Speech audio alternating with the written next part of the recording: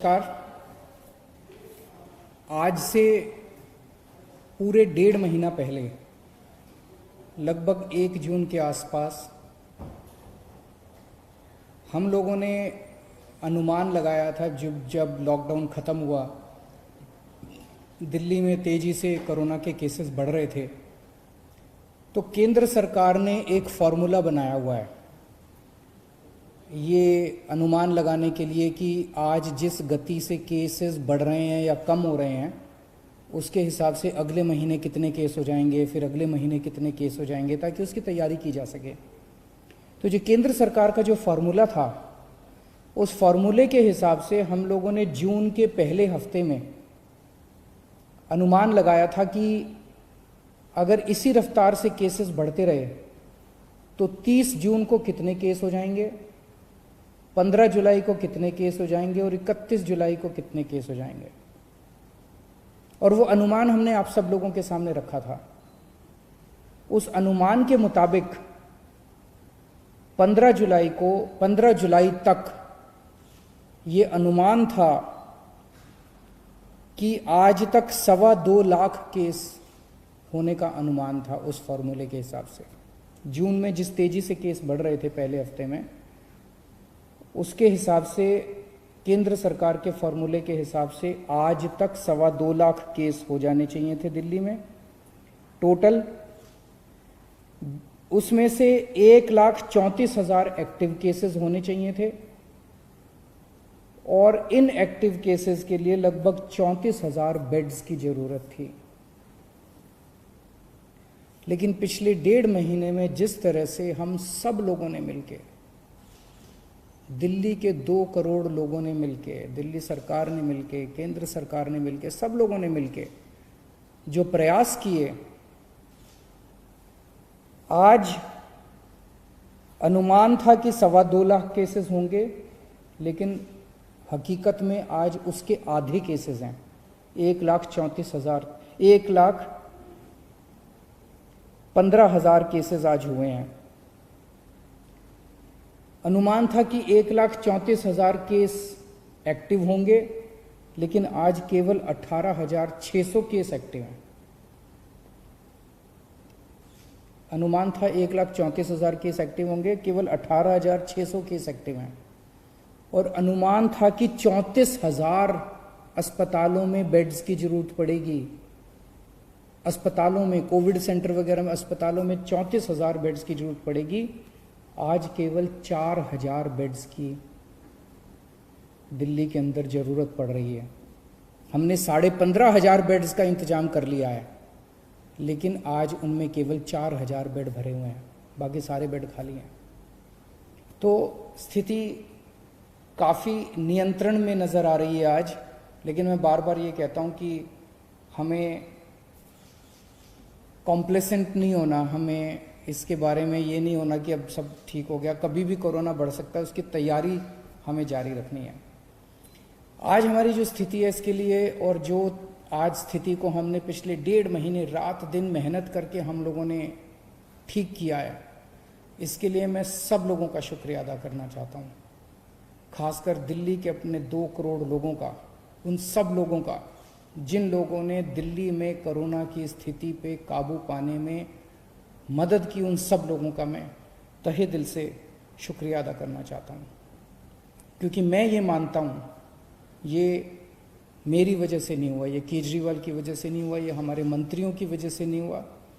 ये जो हो पाया, ये हमारे लोगों की वजह से, हमारे डॉक्टर्स की वजह से, हमारे नर्सेस की वजह से, हमारे कोरोना वॉरियर्स की वजह से, जो रात दिन अपनी जान की परवाह किए बिना आगे आके काम कर रहे हैं।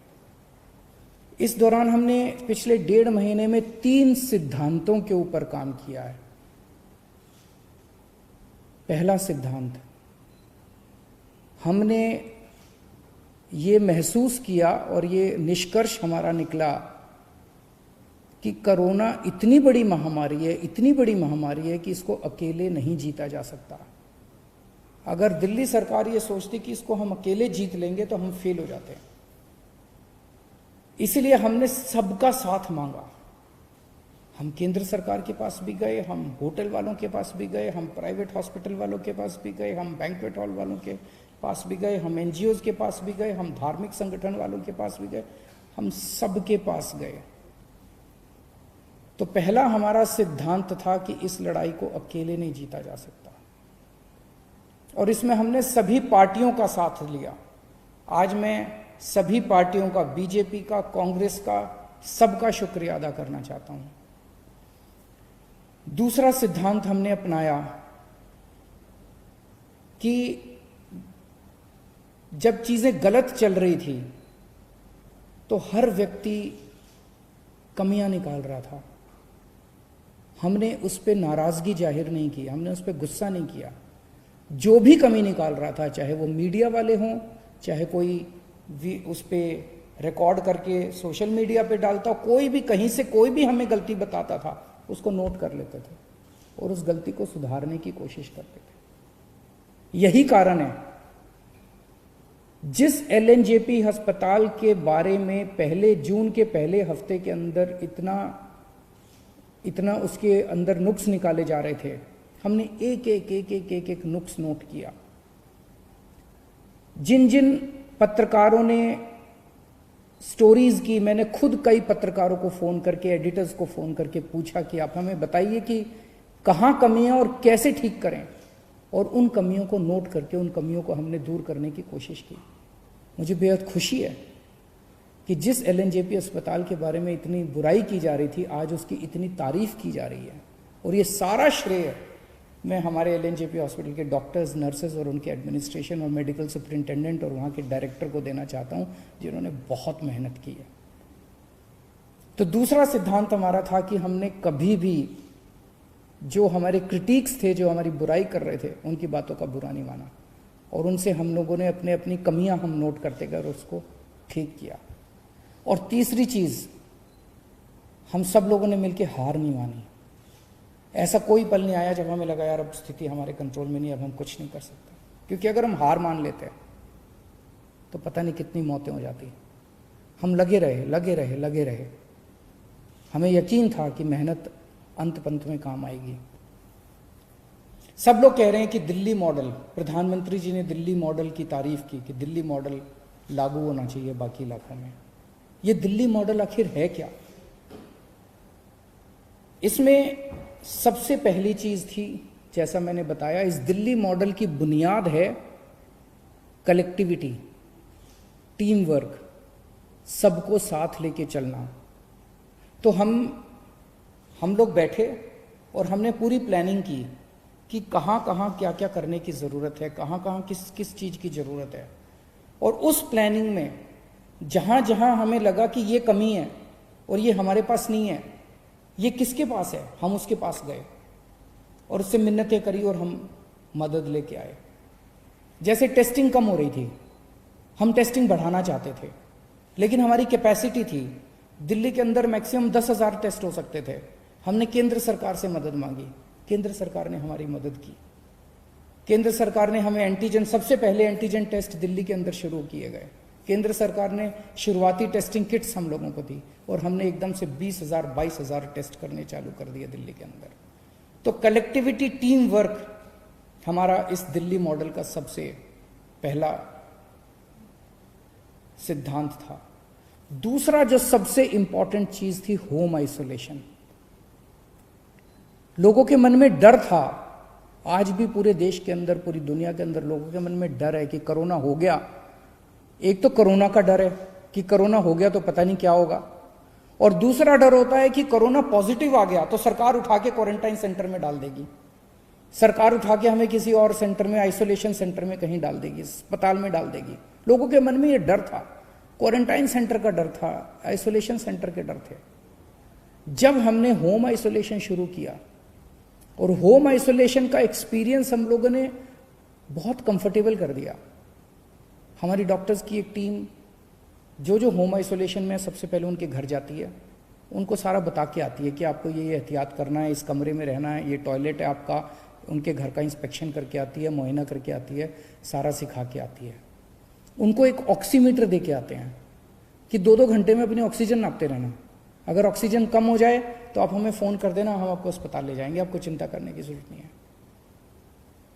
उनको जब तक उनका कोरोना ठीक नहीं हो जाता, अगले 10-12 दिन तक रोज़ उन लोगों को फ़ोन जाता है, डॉक्टर्स का फ़ोन जाता है और वो उनसे पूछते हैं क्या हाल है, ठीक हो, कोई दिक्कत तो नहीं है। उनको टेली काउंसलिंग की जाती है होम आइसोलेशन वालों को। इस वजह से लोगों को कोरोना होने के बावजूद भी उनका एक्सपीरियंस, लगभग 80 से 90% पेशेंट्स होम आइसोलेशन के अंदर आज उनका इलाज चल रहा है। दिल्ली के अंदर होम आइसोलेशन इतना शानदार तरीके से लागू किया गया कि उसकी चर्चा आज सब जगह चल रही है। इस होम आइसोलेशन का फ़ायदा ये हुआ कि पहले लोग अपना टेस्टिंग कराने से डरते थे। उनको ये लगता था टेस्ट हुआ और पॉजिटिव आ गया तो मेरे को उठा के क्वारंटाइन सेंटर में डाल देंगे। आज भी मैं जानता हूं कि कई राज्यों के अंदर इसी वजह से टेस्टिंग नहीं करा रहे, क्योंकि वहां होम आइसोलेशन नहीं है। वहां पे जो पॉजिटिव आता है, चाहे माइल्ड हो चाहे एसिम्टोमेटिक हो, उसको उठा के क्वारंटाइन सेंटर में डाल दिया जाता है। तो कोई टेस्ट नहीं कराना चाहता, कोई जब तक अस्पताल जाने की मजबूरी ना, इतना सीरियस ना हो जाए, तब तक कोई टेस्ट नहीं कराना चाहता। और जब वो टेस्ट नहीं कराता तो वो समाज में घूमता रहता है और 10 और लोगों को कोरोना कर देता है। तो हमने होम आइसोलेशन किया, लोगों का डर खत्म हुआ, इस वजह से लोगों ने खूब टेस्टिंग करवानी चालू कर दी। अब हम टेस्टिंग कर रहे हैं बहुत एग्रेसिव लेवल पे। पहले 5,000 टेस्ट हो रहे थे, अब 20-22 हज़ार टेस्ट डेली हो रहे हैं। 22,000 23,000 टेस्ट डेली हो रहे हैं। और हम टेस्ट करते हैं, जिसको कोरोना मिलता है उसको आइसोलेट कर देते हैं, जिसको कोरोना मिलता है उसको आइसोलेट कर देते हैं। दिल्ली में मौत के आंकड़े काफी कम हो गए हैं।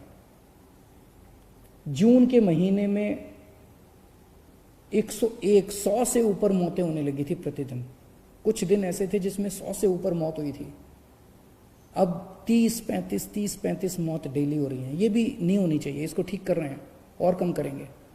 लेकिन मौत को कम करने के लिए हमने एक अभियान पूरा उसका प्लानिंग की, और उस प्लान के कंपोनेंट थे, हमने देखा कि मौत क्यों हो रही है। तो देखा सबसे पहले टेस्टिंग है। कई लोगों का टेस्ट टाइम पे नहीं हो पाता, और जब तक टेस्ट होता है तब तक उसकी मौत हो जाती है। तो हमने टेस्टिंग अब इतनी बढ़ा दी है कि लोगों को टेस्टिंग करने में कोई दिक्कत नहीं आ रही है, तुरंत टेस्ट करवा रहे हैं लोग। दूसरा हमने देखा एम्बुलेंस की दिक्कत हो रही थी। शुरू में लोगों को एम्बुलेंस नहीं मिल पा रही थी, एम्बुलेंस की कमी थी। आज हमने इतनी एम्बुलेंस का इंतजाम कर लिया है कि किसी को भी अब रिजेक्ट नहीं किया जाता, मना नहीं किया जाता। 100% लोगों को, एक व्यक्ति जो फोन करता है उसको एम्बुलेंस पहुंचती है। पहले एम्बुलेंस पहुंचने में 2-2 घंटे लग जाते थे, आज आधे घंटे के अंदर फोन करो और आधे घंटे के अंदर एम्बुलेंस पहुंचती है। तीसरा हमने देखा कि एम्बुलेंस जब मरीज को अस्पताल लेके जाती है, अस्पताल के बाहर उसकी सारी औपचारिकताएं पूरी करने के लिए 2-2, 3-3, 4-4 घंटे लग जाते थे। एम्बुलेंस में बैठा रहता था मरीज। मीडिया वालों ने कई ऐसी स्टोरीज की कि 3 घंटे तक मरीज एम्बुलेंस के अंदर बैठा रहा, वहां उसकी मौत हो गई। अब हमने ये इंतजाम कर दिया कि एम्बुलेंस जाएगी, सबसे पहले मरीज को अस्पताल के अंदर ले जाके एक होल्डिंग एरिया बना दिया हमने। होल्डिंग एरिया में उसको ऑक्सीजन दो, उसके बाद उसके कागज भरो, कागजी कार्रवाई बाद में हो जाएगी। सबसे पहले अस्पताल के अंदर एम्बुलेंस पहुंचते उसको होल्डिंग एरिया में ले जाया जाता है। फिर हमने बेड्स के इंतजाम किए। जून के महीने में अस्पतालों में बेड्स की कमी हो गई थी।